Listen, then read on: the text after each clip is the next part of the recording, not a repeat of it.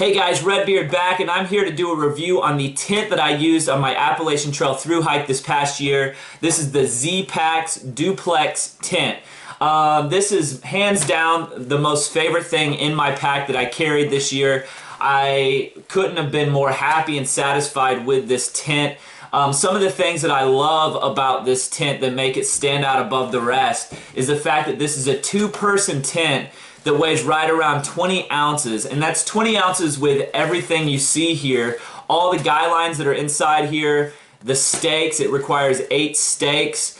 Everything that you need, the tent and the stuff sack, 20 ounces. I think it's about 20.5 ounces. So you really cannot beat the weight, which is one of the main things that attracted me to this tent, was just how lightweight it is. Also, the Cuban fiber material that this is made out of is unbelievable.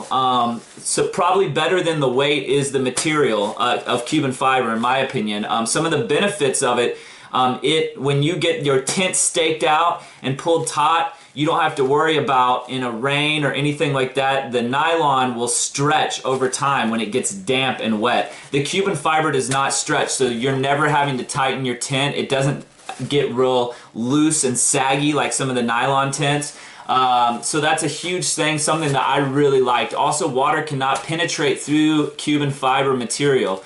Huge benefit on the Appalachian Trail when it is wet a lot of the time. So the Cuban, the water just drips right down. It actually sounds really cool in the rain when water is falling on the Cuban fiber material. So those are some of the great benefits of Cuban fiber. Waterproofness. It's also durable. For as lightweight a material as it is, this tent held up the entire time, and I was on the trail for 7 months. I'm going to continue to sleep in this tent for the next few months on different backpacking trips that I'm going to be going on. So Joe is specific that I think he has a warranty possibly for like a year or a thru hike. And honestly, I didn't even have to take him up on it. It worked great the entire time. What I'm going to do is I'm going to set this thing up so you guys can see what it looks like post thru hike. I also did a video earlier on this before I went on my thru hike where I just did a brief overview. So I'm going to set this up, walk you through some of the things that I noticed about this tent that I liked, and if there's anything that I didn't like.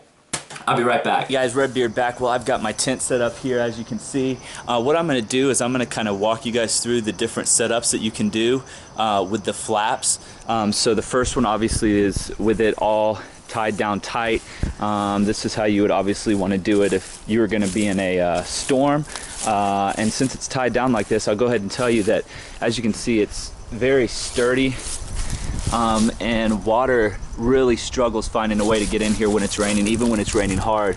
As you can see, the bathtub floors on the tent are very high, and I'm going to go ahead and show you guys more of that in a little bit when I open it up.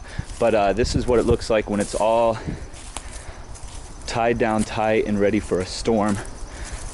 And let me pull some of these flatbacks and show you what it looks like. There's so many different ways you can set it up with the 4 different flaps on here. I usually would have it set up like this when I thought there might be a little bit of chance of rain, but I wanted to get some good airflow. So with the flaps, you can adjust those to give you good airflow through there so that the tent doesn't have issues with condensation. And it did do quite well when it came to condensation issues. Compared to the majority of the tents out there, I feel that it performed at a better level. I didn't have much issues with condensation with this tent. And I usually slept with it like this. This is the primary configuration that I would sleep with it at. Let me go ahead and open it all the way up. I'll be right back. Okay guys, well, I'm back with the ZPacks Duplex tent, and this is with it all the flaps tied up on it. This is going to obviously provide you with the best airflow for the tent. And let me say that the bug netting that's on this tent held up extremely well over the 7 months that I was on the Appalachian Trail. I didn't have any issues with it tearing or any major wear and tear issues to complain about at all. I've got this pitched a little bit higher right now, so it's pretty much got room for maybe easily one person in your pack. 2 would be a little tight. You'd want to lower the pitch on the tent if you wanted to put 2 people in here. But this will give you an idea just to how big the bathtub floors are. I mean, this is almost a foot off of the ground. So like I said, I didn't have any issues getting wet at all while I was in this tent the entire time I was on the Appalachian Trail. The splashback was very minimal, and the bathtub floors came up high enough to where it really didn't matter at all. As you can tell, some of the things I love about it as well is just how big and how much room you have inside of the tent. I'm really glad that I decided to go with a 2-person tent instead of a 1-person tent, because I did stay in this tent every single night on the trail. I rarely slept in any shelters, so I was in this tent all the time, and all the space inside was really nice to be able to spread out and relax when I was in the tent at night. So obviously the bug netting held up well. The bathtub floor is made of a Cuban material, a little bit thicker than the top of the tent. And it held up well. I didn't have any ground sheet or use any type of ground sheet whatsoever with the tent. No holes or anything to report on there. The tent, the Cuban material over the 7 months of use has kind of deteriorated a little bit. It still works completely fine, but it's not quite as taut and as tight as it was. That's just one of the things I noticed, but it doesn't seem to affect the material when it comes to waterproofing or anything like that. So I'm trying to think if there's anything else.